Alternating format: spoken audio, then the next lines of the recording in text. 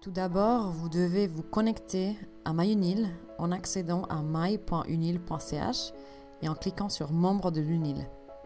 Ensuite, vous saisirez vos identifiants UNIL et vous cliquerez sur Connexion. Une fois dedans, vous allez accéder à Serval par le lien qui se trouve en haut à droite. Une fois connecté, vous allez voir toutes vos publications. Vous êtes dans le menu Mes publications. La première chose qu'il faut faire quand vous voulez saisir une publication avec un DOI ou PubMedID, c'est de contrôler si la publication est bien déjà dans Serval ou pas. Pour faire cela, on va cliquer sur Recherche libre et vous pouvez saisir le DOI ou PubMedID, cliquez sur la loupe et vous voyez qu'il a trouvé la publication. Donc elle existe déjà dans Serval, donc ça ne veut rien de la ressaisir. Alors si la publication existe mais qu'elle n'est pas liée à vous, alors il faut juste se lier. Et pour faire ceci, il faut cliquer sur les détails de la publication et puis simplement appuyer sur le bouton Je suis auteur. Là vous allez voir qu'il va vous proposer de vous lier à cette publication et vous pouvez voir les détails de la publication encore et je sauvegarde. Voilà, rappelez-vous du titre de la publication. Maintenant, si je vais dans mes publications, la voilà, elle est dans mon dossier. Si vous avez cherché votre publication mais qu'elle n'est pas là dans Serval, alors il faut la saisir en appuyant sur le bouton avec un plus et saisir une notice. Alors, comme vous avez un DOI, vous allez utiliser cette partie automatique de saisie automatique. Et vous allez saisir le DOI ou PubMedID et cliquer sur Saisie automatique. Une fois dedans, vous allez voir que toutes les métadonnées ont déjà été importées. Il faut bien sûr contrôler que les métadonnées soient correctes.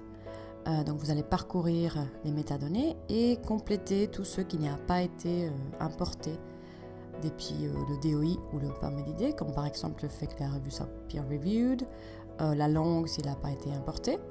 Et n'oubliez pas de compléter avec le résumé et les mots-clés de votre publication, parce que ces deux champs-là sont très importants pour que votre publication soit bien indexée sur Google et Google Scholar.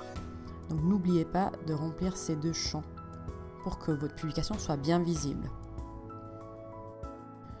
Une fois fini, vous pouvez revenir en haut et cliquer sur Continuer.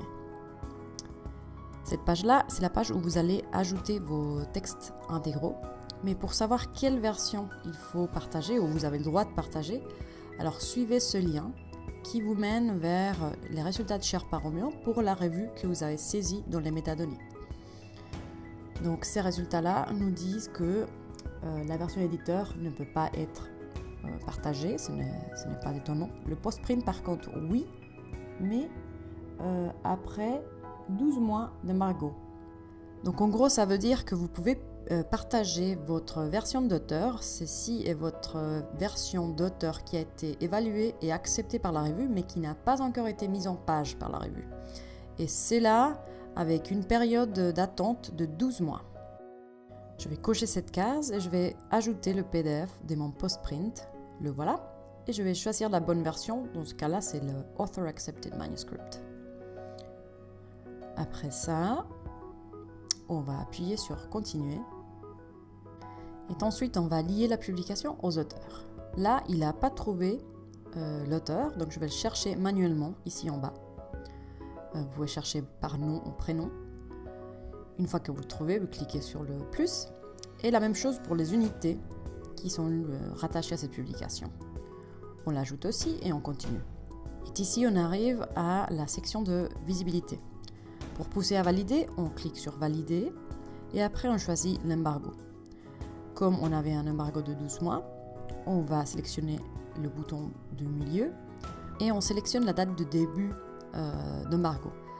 Soit vous choisissez la date d'aujourd'hui et vous calculez le nombre de mois qui manquent jusqu'à la fin de l'embargo, ou la date de publication et vous mettez 12 mois. Une fois choisi la date, vous avez deux types d'embargo, un embargo interne et externe à l'UNIL. Celui-là externe, c'est celui-là qui devrait être 12 mois depuis la date de publication. Par contre, l'interne, je laisse toujours 0. Comme ça, tout le monde authentifié UNIL aura accès à cette publication. Après, vous appuyez sur tout sauvegarder. Et voilà, c'est tout bon, la publication a été envoyée à valider et elle apparaît déjà dans votre section Mes publications.